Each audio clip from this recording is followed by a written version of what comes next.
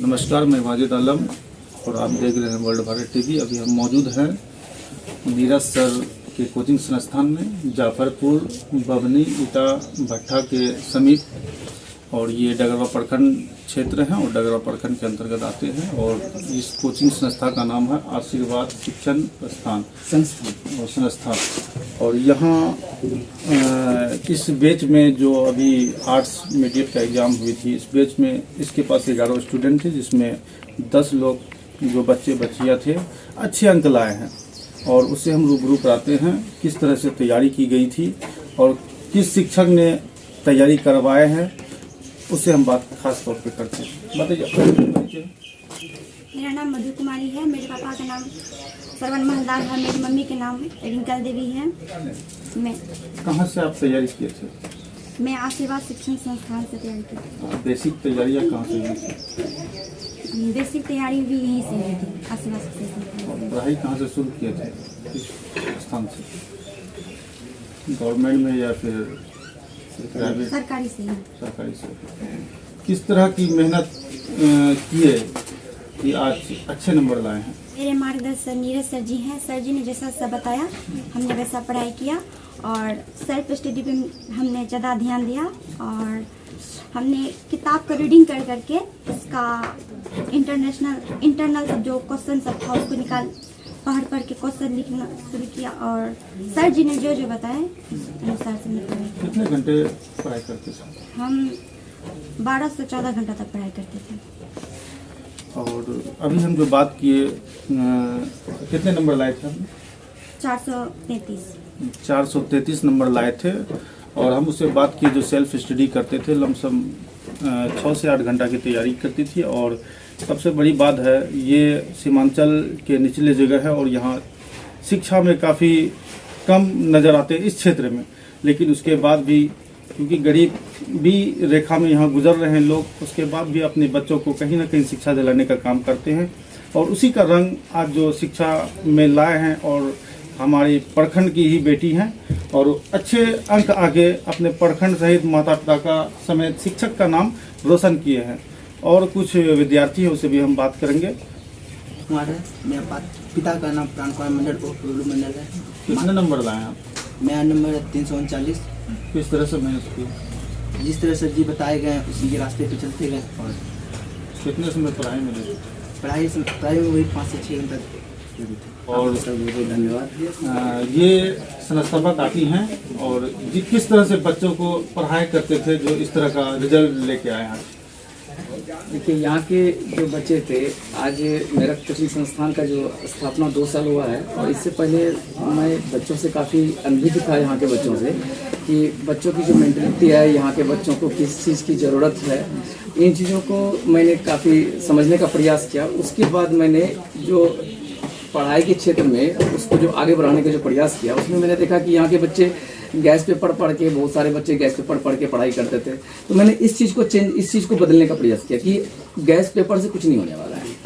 तो बुक का स्टडी करवाना, चैप्टर बाय चैप्टर उसका रीडिंग करवाना, इंटरनल क्वेश्चन तैयार करवाना और सेल्फ स्टडी पे ज़्यादा ध्यान दिलवाना कि तुम जो कोचिंग पढ़ते हो, सिर्फ कोचिंग पढ़ने से तुम्हारा कुछ नहीं होने वाला है। जब तक तुम सेल्फ स्टडी बेटर तरीके से नहीं करोगे विद कॉन्सेंट्रेशन, तो तब तक तुम सफल नहीं हो सकते हो। और यहाँ के बच्चों में काफ़ी ज़्यादा प्रॉब्लम अभी भी है, पिछड़ा इलाका है और मजदूर वर्ग के बच्चे काफ़ी ज़्यादा हैं जो कि खेती गृहस्थी भी करते हैं। तो दोनों चीज़ को हैंडल करना पड़ेगा इसको, कि अपने काम को देखते हुए पढ़ाई भी करना पड़ता है, बहुत बच्चे को मजदूरी भी करना पड़ता है और मजदूरी के साथ साथ उसे पढ़ना भी जरूरी है।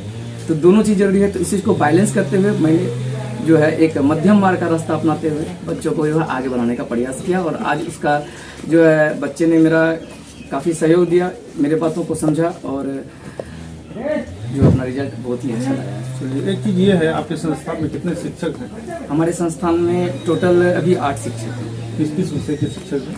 अभी देखिए सर, सीनियर सेकेंडरी में जो हमारे जो है जैसे कि 9th क्लास से जो ऊपर है, तो उसके लिए हमने ज़्यादा शिक्षक नहीं रखा है। एक तो छोटू सर है और एक हम हैं, क्योंकि जो क्वालिटी होना चाहिए टीचर में, जो बच्चे को पढ़ाने के लिए जो है समर्पित भावना चाहिए, कि समर्पित भावना से हम बच्चे को पढ़ाएं, ना कि एक बिजनेस के अकॉर्डिंग पढ़ाएं, बिजनेस के माइंड से पढ़ाएं कि हमको पैसा मिल रहा है, पढ़ा रहे हैं, तो उसके अकॉर्डिंग से हमको जो टीचर मिलता है तो हमको वैसे टीचर को हम रखना पसंद नहीं करते हैं। तो बेसिक चीज़ है क्या कि केमिस्ट्री छोटू सर पढ़ाते हैं और बाकी जो अदरवाइज जितने भी सब्जेक्ट है यहाँ तक कि संस्कृत भी जो है वो हम ही हैंडल करते हैं। और ये चीज संस्था में टोटल कितने विद्यार्थी हैं? अभी हमारे संस्थान में टोटल स्टूडेंट की अगर बात किया जाए तो 500 प्लस है।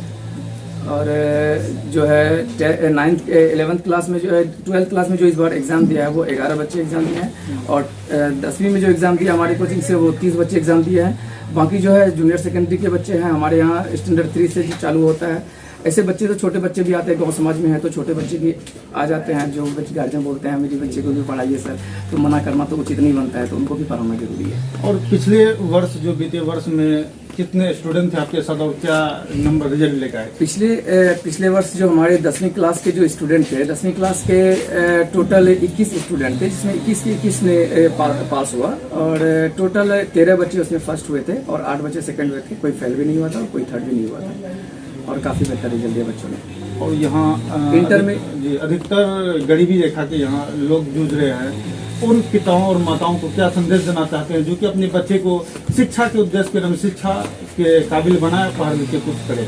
हमारे क्षेत्र में जो है कि मजदूर वर्ग के काफ़ी सारे लोग हैं और उसका जो अगर आप देखा जाए कि दिन का रेशियो जो है, अगर वो एक दिन में अगर 200 या 300 400 अगर कमाते हैं तो महीने का मुश्किल से वो 12-15 हज़ार कमा सकते हैं। अगर देखा जाए तो हार्ड वर्क करते हुए 12-15 हज़ार कमा सकते हैं।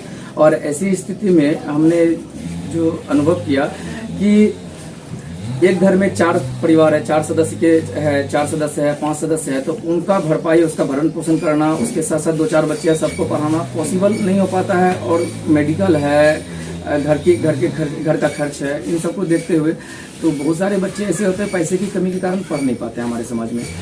और ऐसे बच्चों के लिए मैंने जो है अपने संस्थान में खास करके जो गरीब तबके के जो लोग हैं, तो और गरीब हो या अमीर हो जो भी है, तो हमारे कोचिंग में जो है ना सबसे कम फीस के तौर पे हम पढ़ाते हैं। जैसे कि एक कहिए गुरु दक्षिणा के रूप में 200 रुपये मात्र लेते हैं। तो 200 रुपये में इससे क्या होता है, जो गरीब से गरीब जो वर्ग की जो मजदूर क्लास के जो लोग हैं वो भी अपने बच्चे को पढ़ा करके अपने बच्चे का व्यक्तित्व का विकास कर सकता है। और जहाँ व्यक्तित्व का विकास होगा वहाँ गरीबी ऑटोमेटिक दूर हो जाएगी। अभी सर ने, नीरज सर ने बताया, हमको याद पड़ गया पटना के खान सर जो अभी सोशल वर्किंग के लिए सबसे ऊपर हैं और पढ़ाई के मामले में पूरे देश में नंबर 1 लिस्ट पे आते हैं।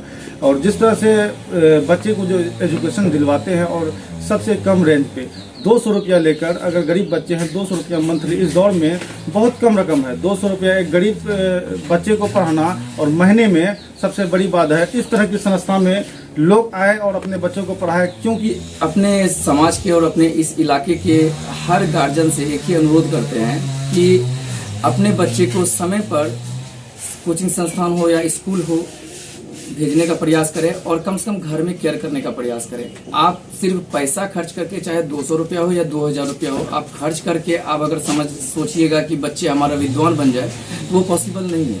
उसके लिए आप जो है कम से कम घर में भी बच्चों को वक्त दीजिए। आप पढ़े लिखे नहीं हैं, मान लीजिए अगर कोई बहुत सारे गार्जियन ऐसे हैं जिसके कि माता पिता, मतलब बच्चे ऐसे हैं जिसके माता पिता पढ़े लिखे नहीं हैं, लेकिन वो अपने बच्चे का जो पढ़ाई का जो तरीका है उसको सुन सकते हैं, उसको देख सकते हैं। और अपने गुरु जो है जिसके पास आप बच्चे को पढ़ा रहे हैं, कम से कम अपने गुरु से महीने में एक बार या 15 दिन में एक बार अपने गुरु से मिल करके फीडबैक लेने का प्रयास करें। और साथ ही साथ ये प्रयास करें कि घर में बच्चे का अनुशासन का पालन हो। आप अगर बच्चे को देखिए बच्चे का केयर नहीं करिएगा तो बच्चे जो है ऑटोमेटिक आपके हाथ से निकलना चालू हो जाएगा।